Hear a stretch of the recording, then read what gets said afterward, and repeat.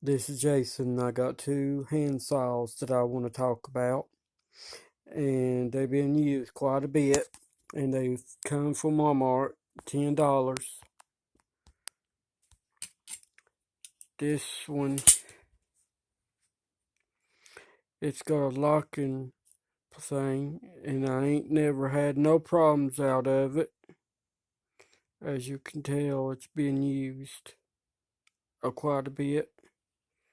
This one, it's been used. There's the name of this one. It's been used quite a bit. Pretty nice saws. I've not had no problems out of them. Very nice. You like them, give me a thumbs up and share, comment. It helped